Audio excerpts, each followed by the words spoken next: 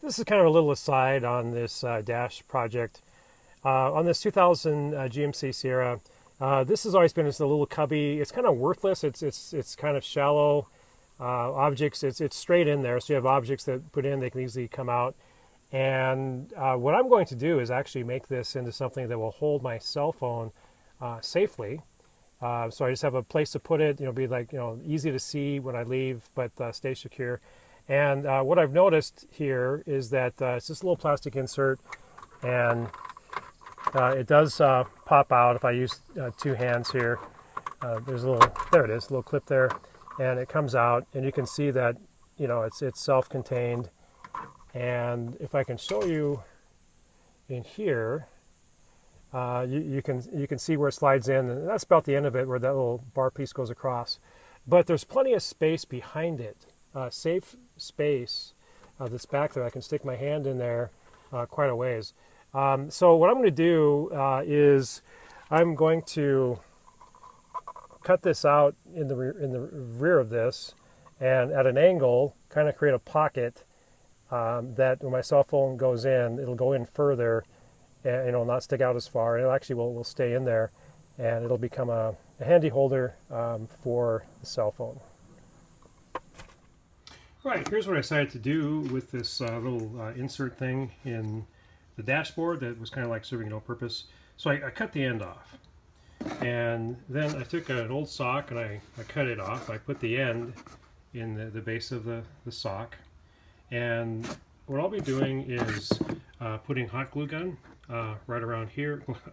I'll be putting hot glue from a hot glue gun around here, and simply pulling the sock on, letting it harden up, and it basically extends this area then, and my cell phone then fits easily in it. Hopefully it'll be an improvement. Okay, I went with a company called Coverlay for the dash cap. Looks like a really good quality. So I'm going to put it in place, see if it fits. I need to take some more of the old dash off. It's really cracked up, but I want to see if it fits. And then instructions say that then once you get it to fit correctly, it came with some really good silicone that I'll put underneath. Silicone is on the top edge, and put weight on it to secure it. But first I wanted to see how it fits. Okay, it's time to pop in this dash cap. And this will go in easily. So it just goes over the existing dash. Let's see.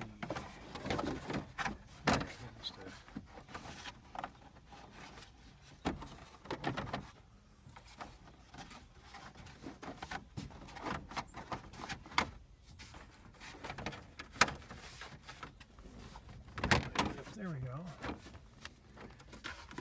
All right, it fits really nicely. I'm not gluing it yet. Just want to see how it fits.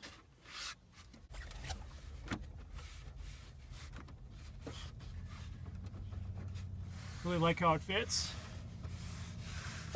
You'll have to drill a hole for the light sensor thing here. It didn't come with one. And that's supposed to be centered somewhere in there. So I'll drill a hole and pop that through.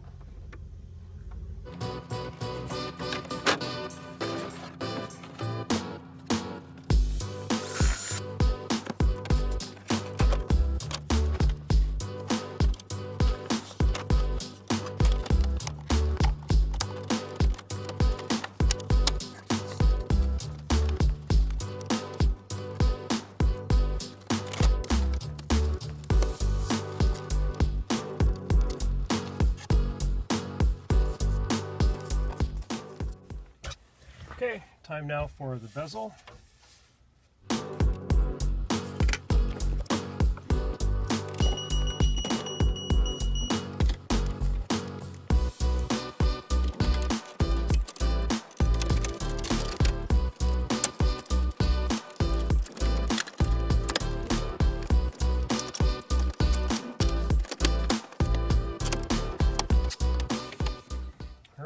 everything's looking great. If I wanted to, I could bring the radio out just a little bit more, and then I'll just do that. Have more of an angle, a little bit of a gap right there. I can live with that. I can adjust that quite easily.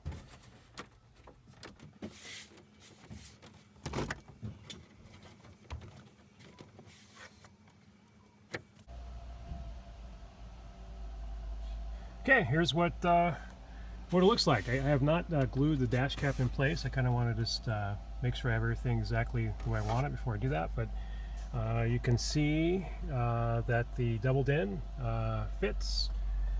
And again, this is the original bezel, just with some slight modifications.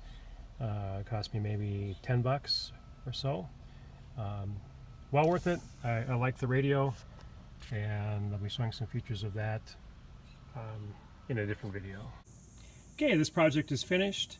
It turned out really well, better than I was thinking it would, and I have my hopes up pretty high. So the dash cap, I love how it fits, everything. The original bezel for the radio, even though it was a din and a half, able to get that double din to fit in there and to look nice and save money in the process. I want to point out a couple things, some changes I made after I recorded the video, just on a couple little details here. And one of them is where I said I was going to try to run the video cable once I came underneath and then into the dash. I was going to use this grommet here to go through, and no matter how much I tried, I put a snake in there.